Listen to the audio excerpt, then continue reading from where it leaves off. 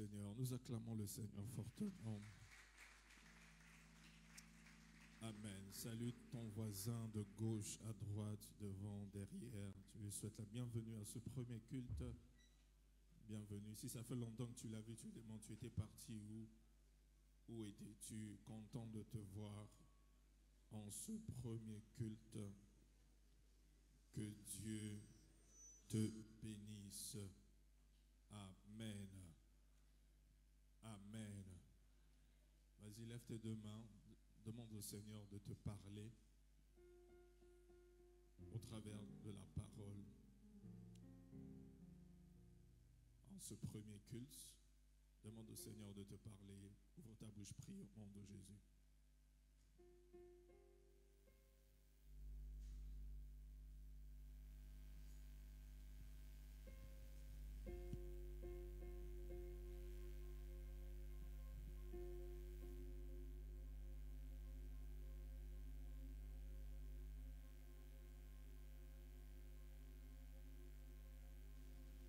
Père, nous te prions ce matin, te demandons de nous parler au travers de ta parole. Merci pour ta grâce, merci pour ta faveur, merci pour cette matinée magnifique que tu nous as accordée. Parle-nous, merci pour l'esprit de révélation, de connaissance qui repose sur moi en ce jour. Touche la vie de quelqu'un, transforme une âme au nom de Jésus. Nous avons prié. Quelqu'un crie fortement Amen. Nous allons lire un verset avant de t'asseoir. Matthieu chapitre 28, le verset 19 à 20. Matthieu 28, 19 à 20. La presse, je n'ai pas toujours mon temps. Je ne sais pas si je dois vous demander ça. Matthieu 28, 19, la Bible dit, allez, faites de toutes les nations des disciples. Lisons ensemble. Ok, 1, 2, on y va. Les baptisant au nom du Père, du Fils et du Saint-Esprit. Verset 20. Et enseignez-leur à observer tout ce que je vous ai prescrit. Et voici, je suis avec vous tous les jours jusqu'à la fin du monde. Tu peux t'asseoir, merci. Nous continuons à parler du thème la croissance de l'Église et les cellules, partie 5. Et le dimanche passé, nous avions commencé, je crois le dimanche écoulé, nous avons commencé à parler des avantages des cellules pour les membres de l'Église. Nous avons abordé plusieurs avantages. Je ne vais pas revenir dessus. Si tu as manqué, tu vas retrouver le message sur YouTube ou sur Facebook. Alors, je vais donner un autre avantage des cellules pour les membres de l'Église. Je ne sais pas si c'est quantième point. Quantième point? 6e point. Parfait pour ceux qui suivent. Le 6e point est que le 6e avantage des membres des cellules pour les membres de l'Église est que les membres de l'Église apprennent à gagner des âmes pour le Seigneur. À travers leurs cellules, les membres de l'Église apprennent à gagner des âmes pour le Seigneur à travers les cellules. Et il y a quelques dimanches, j'ai donné des illustrations où j'avais montré 2 groupes de personnes. Et le premier groupe, c'était un groupe des cellules. C'était un groupe qu'on avait appelé cellules. Et le deuxième groupe, c'était un groupe de personnes. C'était en fait un groupe d'études bibliques à la maison. Et la différence entre les 2 groupes, c'était que le premier groupe qu'on a dénommé cellules évangélisait. Et le deuxième groupe n'évangélisait pas. Et plus le premier groupe allait gagner des âmes, parler de Jésus, ce premier groupe s'agrandissait. Et le deuxième groupe qui ne sortait pas, qui n'allait pas gagner des âmes, ne grandissait pas. Frères et sœurs, nous devons noter que l'objectif principal de la création des cellules, c'est gagner des âmes. C'est gagner des âmes. Afin de répondre à la vision de la croissance de l'Église. L'objectif principal de la création des cellules, c'est de gagner des âmes afin de répondre à la vision de la croissance de l'Église. Une cellule qui ne gagne pas des âmes ne doit pas être appelée une cellule. Parce que lorsque vous ne gagnez pas des âmes, le nombre dans la cellule ne va pas augmenter et nous n'aurons pas de nouvelles âmes dans l'Église venant de votre cellule. Donc pour que nous puissions, donc la manière dont votre cellule doit contribuer à la croissance de l'Église, c'est en gagnant des âmes et en emmenant de nouvelles âmes dans l'Église. Alléluia. Alléluia. Alléluia. Oui, c'est ça. Donc une cellule qui ne gagne pas des âmes, une cellule qui ne sort pas pour aller parler de Jésus, pour évangéliser, ne verra pas de nouvelles personnes dans la cellule et ne pourra pas emmener de nouvelles âmes dans l'Église. Alors je vais poser la question. Y a-t-il des cellules ici qui ont déjà emmené des gens à l'Église, des nouvelles âmes à l'Église? Quelles sont ces cellules qui ont déjà amené de nouvelles âmes à l'Église? Ça, c'est la cellule 2. C'est où? Bandal 3. Vous avez déjà emmené combien? Vous avez emmené 2 âmes aujourd'hui. Waouh! Viens devant, viens. J'ai vu une autre main levée quelque part là. Oui. Oui, docteur Fiston, c'est Bandal. Bandal 1. Vous avez déjà emmené combien d'âmes? Une âme. L'âme est là aujourd'hui. Où est votre âme? Où est votre âme? Il est où? L'âme est où? Oh, vous êtes dans la même cellule. Ah, ok. Bonjour l'âme. C'est ça. Merci, vous pouvez reprendre votre place. C'est ça. Au moins, Bandal 4 a amené une âme. C'est ça que nous attendons de chaque cellule. Quelle autre cellule a déjà amené une âme? Oui, c'est Kinshasa. Kinshasa, vous avez emmené une âme. Où est votre âme? L'âme est où? Ah, bonjour l'âme. Bienvenue.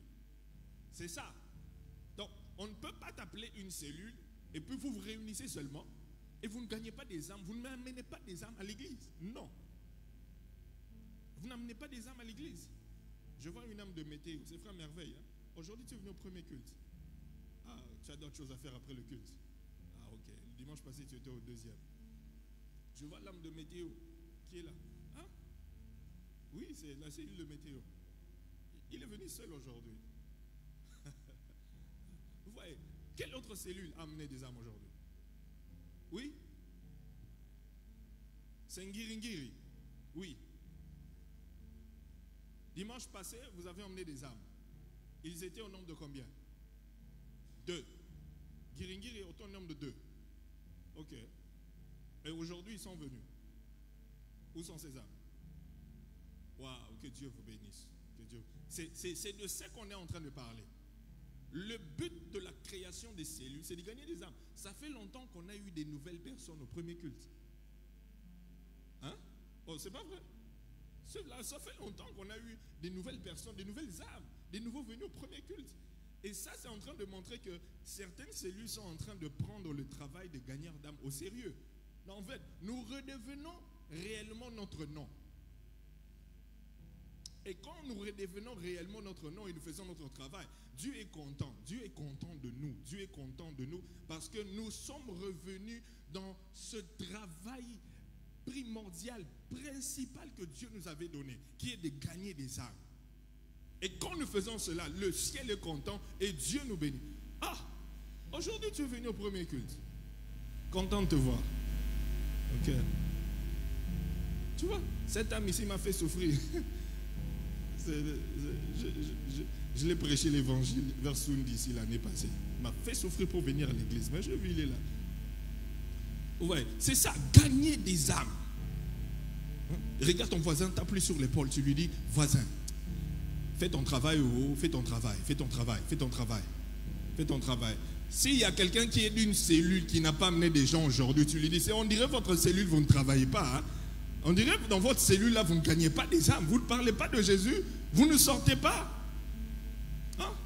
C'est comme si j'ai entendu seulement Bandal 4, j'ai Météo, Ngiringiri, mais Bandal 1, Bandal 2, j'ai entendu Kinshasa, Bandal 1, Bandal 2, Bandal 3, Bandal 5, Bandal 7, Bandal Kitambo, je n'ai pas...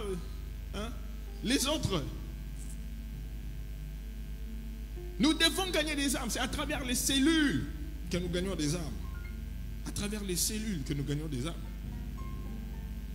Il y a des gens qui peuvent dire, mais pasteur, moi je ne sais pas gagner des âmes. Je ne sais pas comment je peux gagner une âme. Non, les Français disent que c'est en forgeant qu'on devient forgeron. Si tu ne sais pas gagner des âmes, si le jour qu'on programme dans ta cellule, où on dit que non, samedi, jeudi, vendredi, mardi, retrouvons-nous ici pour aller parler de Jésus. Toi, viens, sors avec ceux qui savent évangéliser. Et plus tu vas les voir, comment eux prêchent, c'est comme ça que tu vas apprendre. Alléluia. Alléluia. C'est comme ça que tu apprends. En voyant ceux qui savent faire cela. Lorsqu'ils gagnent des âmes, toi, tu apprends de cette manière-là. Tu apprends de cette manière. Et tu vas t'améliorer au fur et à mesure. Alléluia. Alléluia. Alors, chaque cellule a un défi. Voici les défis que nous avons. Chaque cellule a un défi. J'ai partagé cela avec les chefs des cellules et les bergers le dimanche passé. Je les ai communiqué la vision, mais je vais aussi vous parler à vous afin que vous soyez au courant. La vision que chaque cellule doit relever. Le défi que nous devons relever. Donc, à partir d'aujourd'hui jusqu'au 21 décembre, quelqu'un dit 21 décembre. Encore une fois. Encore une fois. Chaque cellule est appelée à gagner et faire asseoir 6 nouvelles âmes dans l'église. 6 nouvelles âmes dans l'église. Chaque cellule est appelée à gagner et à faire asseoir 6 nouvelles âmes dans l'église. 6 nouvelles âmes dans l'église. Donc si vous avez déjà emmené 2, il vous reste 4. Si vous avez déjà emmené 3, il vous reste 3. Le travail, ce n'est pas seulement gagner. C'est gagner, les emmener à l'église et qu'ils demeurent. C'est ça la volonté de Dieu, que les âmes demeurent. Ce n'est pas seulement que j'ai prêché à 10 personnes, ils ont reçu Jésus, oui, mais il faut qu'ils viennent ici à l'église. Et il faut qu'ils demeurent. J'ai dit combien d'âmes? 6 âmes. D'ici le 21 décembre 2025. D'ici le 21 décembre 2025, chaque cellule doit gagner 6 âmes au Seigneur. 6 nouvelles âmes au Seigneur. Demande à celui qui est à côté de toi. Dans votre cellule, vous avez déjà gagné combien? Jusque-là, vous avez déjà gagné combien? Demande à celui qui est à côté de toi. Dans votre cellule, vous avez déjà gagné combien? Vous avez déjà gagné combien? Vous avez déjà emmené ici combien? Ici.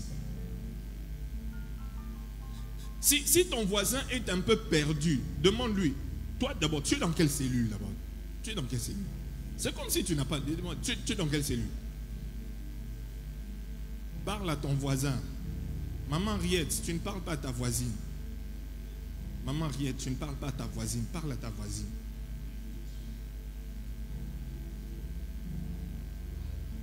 Le voisin a une cellule. Il faut me signaler un voisin qui n'a pas de cellule. Si le voisin ne sait pas où il doit entrer, signale-moi rapidement. Parce que nous avons dit que ici, chez nous, les gagneurs d'âmes, tu n'es pas membre de l'église gagneur d'âmes si tu n'as pas de cellule. Si tu n'es pas dans une cellule, tu n'es pas membre de notre église. Parce que ici, chaque membre de l'église doit se retrouver dans une cellule. Sinon, tu es perdu. Hein? On va régler ton problème après culte. Selon où tu restes, on va trouver une cellule à côté. Hein? Parce que chaque mercredi, on n'a pas culte ici. Mercredi, nous sommes dans des cellules. On n'a pas culte ici mercredi. Amen. Hein? Oui. Donc, le sixième avantage, je venais de dire tantôt que c'est quoi? C'est les membres de l'Église apprennent à gagner des âmes. Septième avantage des cellules pour les membres de l'Église est que dans la cellule, chaque membre recevra une compréhension plus profonde de la parole de Dieu que les pasteurs enseignent à l'église principale ou au temple. Dans la cellule, chaque membre recevra une compréhension plus profonde de la parole de Dieu. Chaque membre recevra une compréhension plus profonde de la parole de Dieu.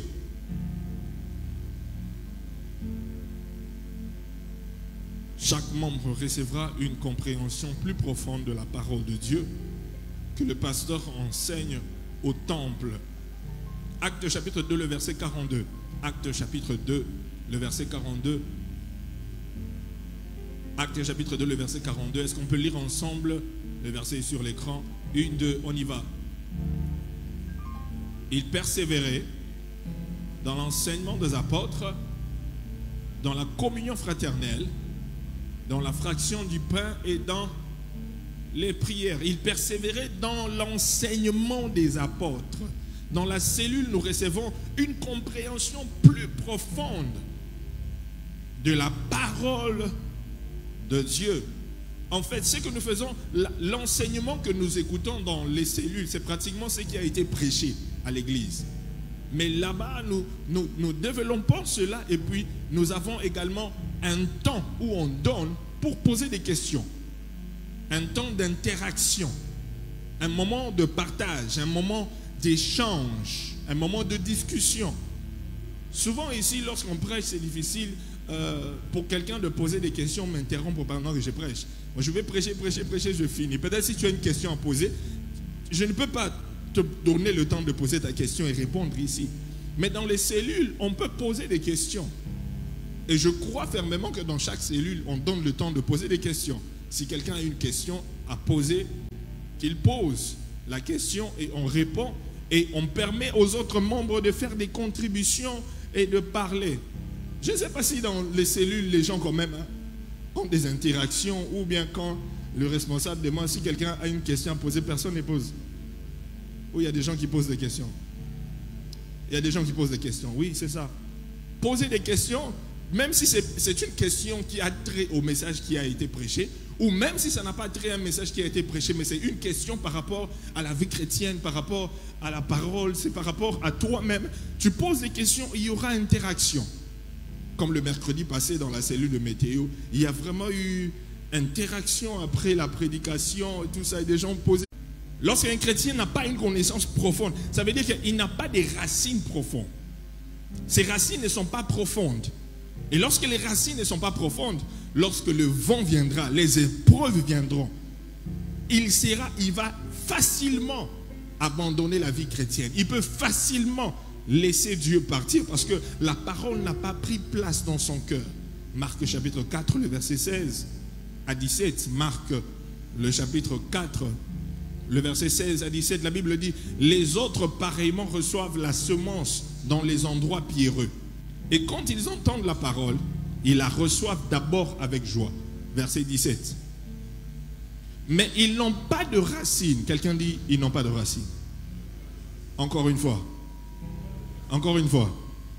C'est ça. Mais ils n'ont pas de racines en eux-mêmes. Ils manquent de persistance. Et dès que survient une tribulation ou une persécution à cause de la parole, ils y trouvent une occasion de chute.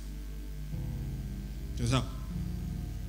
La parole est venue, mais parce qu'ils n'ont pas de racines, la parole n'a pas pris de racines en eux.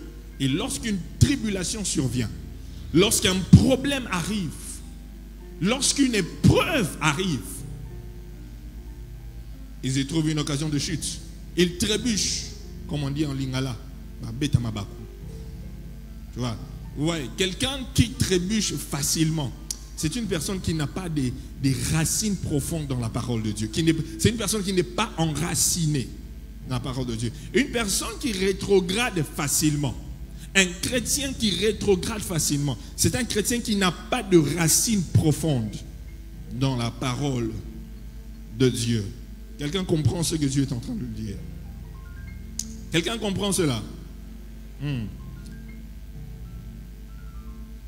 C'est pourquoi même, vous savez, même lorsque vous venez au temple, ici, lorsque vous venez au culte, c'est important de faire en sorte que tu sois ici avant que la parole ne commence, avant que l'on commence de prêcher.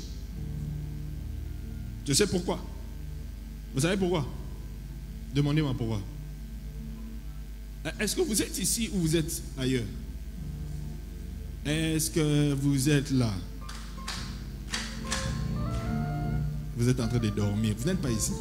Au moins, vous allez en bas. Est-ce que vous êtes là? Celui qui ne fait pas ça, tu es suspect. On y va encore. Est-ce que vous êtes là? Deuxième kit, l'équipe Innova. Quand je fais ça au deuxième culte, même au troisième culte, les deuxième et le troisième culte, ce sont des jeunes. Ils font ça vraiment avec vivacité. On fait ça pour la dernière fois. Est-ce que vous êtes là? Okay. Là maintenant, je suis convaincu que vous êtes là. Alors, vous savez pourquoi? On est d'abord arrivé là comment? Ok. Vous savez pourquoi tu dois arriver à l'église avant la prédication? La raison est que, tu sais, même quand tu vas dans une réunion ou dans un rendez-vous et que tu arrives là-bas, la réunion devait commencer à 9h et toi finir à 10h, tu arrives à 9h45 et tu trouves quelqu'un en train de conclure. D'ailleurs, vous voyez, enfin, il faut que nous puissions vraiment trancher cette affaire. Et puis, d'ailleurs, quand l'argent viendra, et nous allons donner $20, $20 à chacun de vous. Et puis, toi, tu arrives là, tu dis, oh, $20, Yanine. Tu vois, tu ne comprends pas. On parlait de quoi? Vous êtes en train de discuter de quoi? Tu ne sais pas. Ils ont commencé par où? Et pour arriver jusqu'à... Tu ne comprends pas de ce qu'ils sont en train de parler. Tu arrives vers la fin. Ou tu arrives au milieu de la conversation. Parce que pour te rattraper, on doit d'abord... préalablement, faire quoi? Pour que tu comprennes de quoi on dit. Qu'est-ce qu'on doit faire? On doit te faire une petite synthèse. Hein? Quelqu'un doit t'appeler à côté, puis tu vois, avant que tu viennes, on était en train de discuter ça, et tout ça, maintenant, et puis maintenant, tu vois, il est en train de conclure. Ah, ok. Mais maintenant, malheureusement, ici à l'église, on n'a pas le temps là de t'appeler à côté, et puis de t'expliquer ce qu'on était en train de dire. Tu vois, il y a des choses que tu perds lorsque tu arrives, Nakatika Tamater. C'est mieux d'être là quand le pasteur commence à prêcher. Tu es déjà là. Tu suis le message du début à la fin. C'est ce qui va faire que c'est la parole de Dieu qui te fait grandir. Et c'est la parole de Dieu qui fait que tu aies des racines profondes. Parce que tu as la connaissance. Tu viens ici pour acquérir de la connaissance. Tu n'as pas dit amen. Ah. Tape ton voisin sur l'épaule. Tu lui dis, dimanche prochain, il faut être ici avant que le pasteur ne commence à prêcher.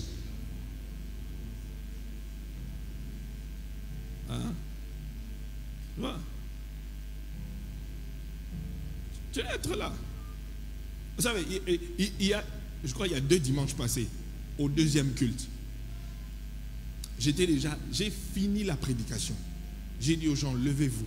Nous allons prier pour la parole. J'ai dit 2 jeunes qui entrent, ils se sont assis derrière là-bas. Ils sont entrés. Et puis qu'on a dit, levez-vous, ils se sont levés. Priez pour la parole. Et puis j'ai demandé au protocole, mais ils sont entrés comment? Non, ils sont venus pour le 3e culte. J'ai dit, ok, ça va, ils peuvent rester là. Après, et puis on a donné les offrandes, je les regardé. On a donné les dîmes, j'ai regardé. On a fait le communiqué, je les regardé. J'ai clôturé la prière, je les regardé. Quand j'ai dit seulement amen, ils sont sortis, ils sont partis. Après, une passeuse m'est venue, j'ai dit, ah, désormais, il faut que si je finis la parole, on ferme les portes. J'ai fini la parole, on ferme les portes. Comme ça, personne ne peut entrer. On sait que celui qui était là a entendu, on a fini. Donc, après la parole, c'est quoi? Est-ce qu'après la parole, il y a encore la parole? Parce que c'est ça l'essentiel. C'est vraiment ça qu'on vient écouter dans la maison de Dieu. C'est ça l'essentiel, c'est la parole. J'étais choqué de les voir, ils sont partis.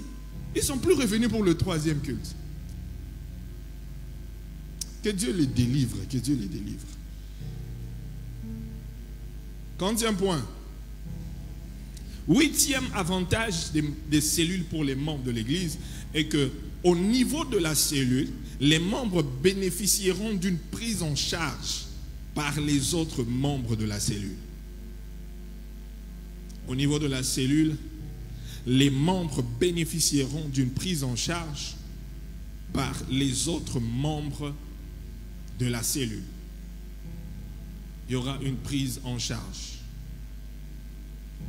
Élie, tu n'oublies pas de prendre mon téléphone. Les membres bénéficieront de quoi? D'une prise en charge par les autres membres de la cellule. En parlant de la prise en charge, nous devons retenir 2 choses. En parlant de la prise en charge, nous devons retenir 2 choses. Premièrement, la prise en charge est importante pour que les membres de l'Église ne souffrent pas de négligence. La prise en charge est importante afin que le membre de l'Église ne souffre pas de négligence. En d'autres termes, pour qu'il ne se sente pas négligé. C'est pourquoi les membres de la cellule doivent prendre en charge les autres membres de la cellule. Et surtout les membres de la cellule qui sont des anciens, qui ont traîné dans l'Église. Ils ont vraiment cette responsabilité-là de prendre en charge les nouveaux qui arrivent. C'est ça. Pourquoi? Parce que nous sommes une famille. Si tu appartiens à une cellule, tu dois faire en sorte que tu connaisses au moins toutes les personnes qui sont dans ta cellule. Deuxièmement, tu dois au moins avoir le numéro de téléphone de tout le monde au niveau de la cellule. Et puis tu dois aussi les rendre visite. Tu dois les rendre visite. Quand tu vois qu'il y a un membre de notre cellule qui, le mercredi passé, était là, mais ça fait 2 mercredis, on ne le voit plus. Ici, au temple, ça peut être un peu difficile de savoir qui était là, qui n'était pas là. Mais au niveau de la cellule, on peut savoir, on sait que nous sommes au nombre de 10, 12, 13, nous sommes au nombre de 15, mais il y a 2 personnes qui ne sont pas venues. On peut savoir. Et c'est de notre responsabilité, ceux qui sont dans la cellule, de visiter, de prendre en charge les autres membres, de les rendre visite, de savoir où ils restent. S'ils étaient absents, pourquoi ils étaient absents? C'est ça la communion fraternelle. C'est ça la communion fraternelle. C'est ça la communion fraternelle. Nous sommes une famille. Nous devons veiller les uns sur les autres. Amen. Hein? En passant, demande à ton voisin, est-ce que tu sais où j'habite? Demande d'abord à ton voisin ou ta voisine, est-ce que tu connais au moins où j'habite? Est-ce que tu connais au moins où j'habite? Tu connais au moins? Hein? Tu vois que le voisin ne connaît pas. S'il y a un membre de ta cellule à côté de toi, là, tu lui pointes le doigt. Est-ce que toi, là, tu connais où est-ce que tu connais où j'habite? Tu connais où j'habite? Si tu ne connais pas où ce membre de l'église, ce membre de la cellule habite, fais un effort. Pendant la semaine, essaye de passer le voir. Rends-le visite. Rends-le visite. Je ne saurais pas rendre visite à tout le monde. Je ne saurais pas. Je peux rendre visite à ceux que je peux. Cette année, j'ai quand même essayé de visiter certaines personnes, d'aller chez eux. Malgré que des fois, c'était tard dans la nuit. J'arrivais là, fatigué quand même, on passe quand même du temps. J'ai quand même visité certaines personnes. Certains, je n'ai pas pu, mais je vais me rattraper. Hein. Certains, on a donné des rendez-vous, on a annulé. Mais j'ai quand même pu visiter certaines personnes. Savoir où ils restent. Tel reste ici, tel. Certains, quand ils m'ont vu chez eux, ils étaient très contents. Papa, tu es venu jusqu'ici. Tu as sauté la boue, tu as sauté la rivière. J'ai dit oui, on est arrivé, on est venu vous voir. Savoir où vous restez également. C'est ça. C'est aussi le travail que toi tu as. Alléluia. Alléluia. Oui. Tu dois visiter ce membre. En parlant toujours de la prise en charge, deuxièmement, La deuxième chose à savoir par rapport à la prise en charge est que les autres membres de la cellule vont veiller sur vous constamment. Les autres membres de la cellule vont veiller sur vous afin que vous ne puissiez pas rétrograder. Les autres membres de la cellule vont veiller sur vous afin que vous ne puissiez pas rétrograder. Quelqu'un dit veiller. Encore une fois, veiller. Encore une fois, veiller. 1 Corinthiens chapitre 12, le verset 25. 1 Corinthiens 12, 25. 1 Corinthiens 12, 25.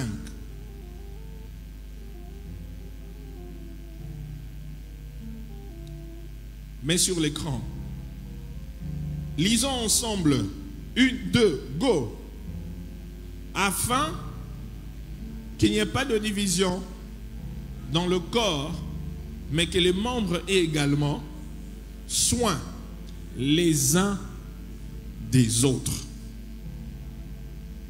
Vous savez, le travail que tu as, c'est de veiller sur celui qui est membre de ta cellule, afin qu'il ne puisse pas rétrograder. C'est aussi le travail que tu as. Moi, je veille sur toi, toi, tu veilles sur ce membre-là qui est dans ta cellule. Oui.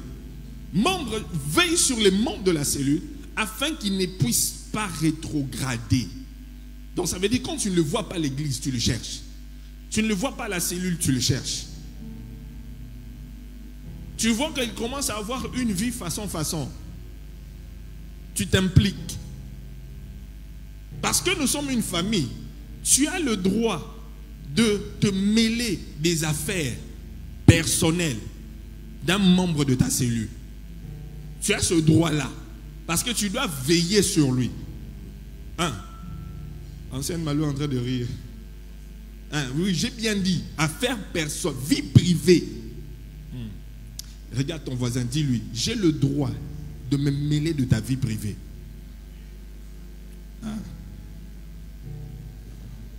Il y a quelqu'un qui dit, ma vie privée, c'est ma vie privée. Ou vie privée, est que tu es membre de la famille gagnante d'âme. On va se mêler de ta vie. Parce que nous avons le droit de veiller en sorte que tu ne rétrogrades pas. Oh, quelqu'un dit Amen. Quelqu'un dit Amen. Quelqu'un dit Amen fort. On a le droit de veiller sur toi pour que tu ne rétrogrades pas. Un membre de famille passe dans un coin, il te voit. Il voit quelqu'un qui te ressemble dans un tunnel. Quelque part. Il doit vérifier si c'est toi ou ce n'est pas toi. Et puis si c'est toi, il doit te demander qu'est-ce que tu fais là? Qu'est-ce que tu fais ici? Qu'est-ce que tu fais là? Il va te suivre chez toi à la maison, il va dire, mais comment toi là? Toi tu es membre de notre cellule, comment est-ce que tu commences à être dans des endroits? Ce n'est pas normal, non. Toi tu ne peux pas faire des choses comme ça. Toi tu es marié, tu ne peux pas avoir des petites chéries à gauche, à droite. Non, ça n'existe pas. Tu ne peux pas faire comme ça. Et puis même s'il te dit que non, comment toi tu te mêles de ma vie? Il faut lui dire que tu fais partie de ma famille. Donc j'ai le droit. Il faut lui dire, le pasteur nous a donné le droit de se mêler de ta vie privée. Donc j'ai le droit de me mêler de ta vie privée. Tu refuses ça? Tu refuses ça? Et j'ai le droit de me mêler de ta vie privée. Moi mal, j'ai le droit. Et puis c'est lui qui fait partie de ta cellule là. Il a le droit de se mêler de ta vie privée. En fait, il doit se mêler. Bon, le mentir. À côté, Mathieu a dit bobo yango. Et comme kilo. Yango. C'est ça. C'est un avant. On doit veiller. Je vois, toi, tu es en train de suivre la voie de Dieu, mais maintenant, tu commences à être bizarre, façon. Tu fais des choses un peu, tu commences, non, on doit t'interpeller, on doit t'interpeller. On doit te faire asseoir, on appelle 2-3 personnes, on essaie un peu de te raisonner et de te parler pour que tu rentres sur le droit chemin.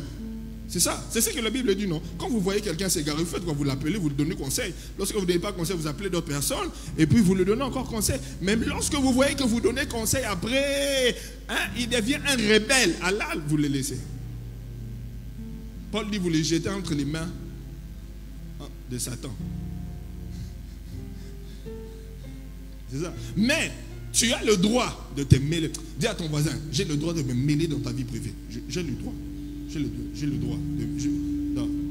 Tu lui dis qu'à partir d'aujourd'hui, tu ne parles pas à ton voisin. Tu dis, voisin, à partir d'aujourd'hui, J'ai l'accès libre à à ta vie privée. Accès libre. Parce qu'on m'a mandaté de veiller sur toi. Ouais, on m'a mandaté de veiller sur toi. Veiller sur toi. Vous savez, dans Genèse chapitre 4, le verset 9, Dieu est en train de demander à Caïn, où est ton frère? Où est ton frère? Et puis écoutez comment Caïn répond à Dieu. Il dit, suis-je? Si c'était un Congolais, hein, voyez seulement la manière dont Caïn a répondu à Dieu. Mettez ça seulement en ligne là. Caïn a dit, mangala ma bé.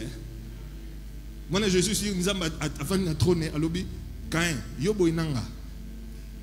Hein, Caïn. Il dit, suis-je le gardien de mon frère? Suis-je le gardien? Suis-je le gardien de mon frère? Il dit, tu m'as donné la responsabilité de veiller sur lui. Il dit, mais tu devais veiller sur lui. Tu l'as veillé sur lui.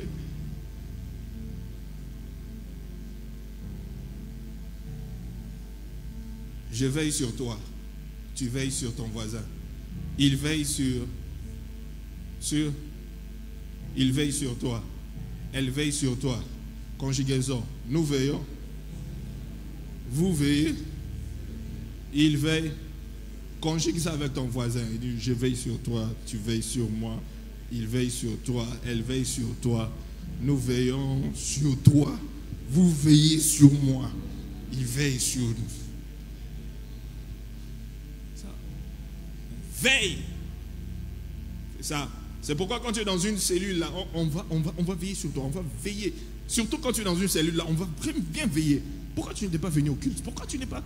on ne t'a pas vu, on ne t'a pas vu. Tu n'as pas fait ça, tu n'as pas fait ça, tu n'as pas fait ça. Jésus, pendant qu'il était en train de prier, je clôture par là. Jean chapitre 17, le verset 12. Jean chapitre 17, le verset 12. Jean 17, 12. Quelqu'un comprend ce que Dieu est en train de dire? Quelqu'un comprend la pensée de Dieu?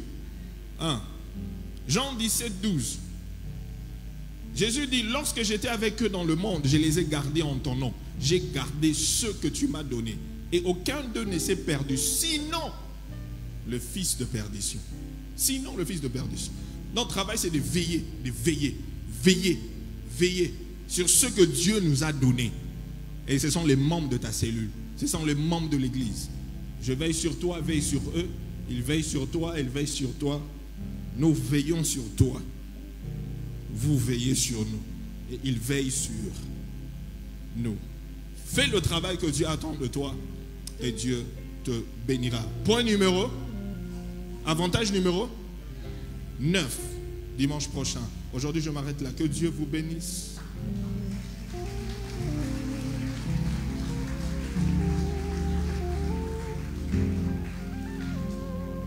Lève-toi.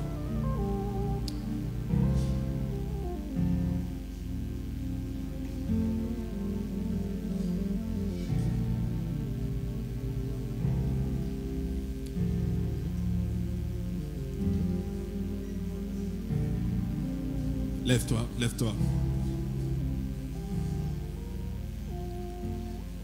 Tu lèves tes deux mains, tu vas prier le Seigneur. Tu dis, Seigneur, donne-moi la capacité de veiller sur mes frères, veiller sur mes sœurs, les frères et les sœurs que tu nous as donnés, dans cette famille, gagneur d'âme, dans cette famille, afin qu'aucun d'entre eux ne se perde. Et aide-moi à être un véritable gagneur d'âme, qu'à travers ma cellule, que j'amène beaucoup d'âmes dans l'église. Lève-toi, va prier le Seigneur. Au nom de Jésus. Prie le Seigneur qu'il t'aide à être un véritable gagneur d'âme, que tu gagnes plusieurs âmes au travers de ta cellule et que tu sois quelqu'un qui veille sur les âmes que Dieu vous a confiées dans la cellule. Prie le Seigneur, prie le Seigneur, prie le Seigneur. Prie le Seigneur.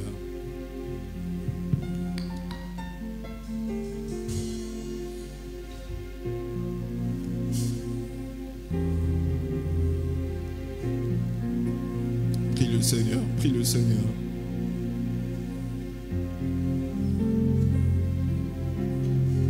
Prie le Seigneur. Au nom de Jésus.